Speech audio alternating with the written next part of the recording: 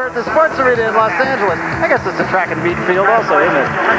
I'm Barry Tompkins with Larry Roslin, and you're taking a look at one of the bright young prospects in the sport of track and field, Chris Nellams. He hasn't come quietly onto the track world. He has come on like RoboCop. At 200 meters, he was undefeated in his last 4 years in high school. Look at this margin of victory at 400 meters. Will it be different in college? There's people now wondering if I can really compete on this level. Everyone's been waiting for this level to see, well, I dominate the high school, well, will I be able to do the same thing here? The only thing that's hurting me right now is that I'm Prop 48 is I really have to train myself so much likely, and I had a coach that was there to help me train and work out, give me the workouts that I needed. And now, for myself, I have to do all that myself. I have nothing to lose. I'm here to gain anything, everything that is to be gained.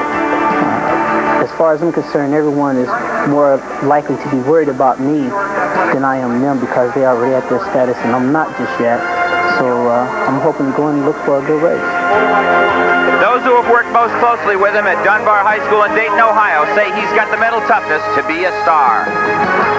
Representing the U.S. West, formerly from Drake. A bright hope in the sport of track and field. Take a look at the world and American record holder in the men's 440-yard dash, 46:40 Sunder Nix back in 1984. Again, we emphasize that it is yards, not meters tonight. Nelloms, McKay, Little, Graham, and Da Silva compose the field at a very fast field in this one. He's run 50:39. Chris Nelloms at 19 years old has made a big noise in the sport of track and field. No question about the most decorated junior athlete ever. And that is high praise. He was also an outstanding 110-meter high school hurdler. In fact, he still has the national high school hurdler record. So he is clearly the favorite in this race despite his tender age of 19 years and a very good field alongside. You might get a fight from that man right there, Antonio McKay, if you tell him that. Antonio is now 26 years of age, has had a tremendous career out of Roosevelt High School down in Atlanta, Georgia, and has been on 2 Olympics, a bronze medalist. He has a terrific indoor ability to accelerate in a heartbeat, and he has the pride of a lion, believe me. He's got a lot of pride in this event. Let's see who gets the lead. McKay got out very quickly, and so too did Michael Graham, but McKay made up the stagger right now. It is McKay around the first turn ahead of Nelloms, and also running very well right now is Michael Graham, 2 3/4 laps. And you saw McKay with a little bit of trouble, almost went off the track. Nelloms is having a little bit more trouble on the turns than is Antonio with his long strides.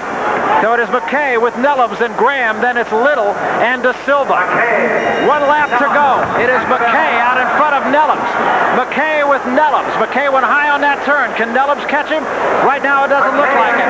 It is Antonio McKay with Nelloms second, and then plenty of distance back to Graham. Here comes McKay, not going to get him. 10 meters to go, and it's over. Antonio McKay beating the upstart, Chris Nelloms, and doing so in very handy fashion. And a real mirror image, as a matter of fact, of the women's 440-meter race. He won it at the start, and he won it 47.9 seconds unofficially. He always likes to crouch down. Now, watch this, the raking of the long jump pit got in the way here, and it was like, excuse me, buddy. Coolness under pressure. Let me move out to the second lane, and there you see. Now, Nelloms at this point still hasn't given up. He's hoping they'll run wide, possibly make a bit of a mistake and slide by on the inside. But he has the ability to really lift at the end of a race. Very hard to do at 400 meters, and he's terrific indoors, McKay is. A lot of pride in being the best indoors. I wasn't at all surprised he won. Well, if you pardon the expression, he's been around the track.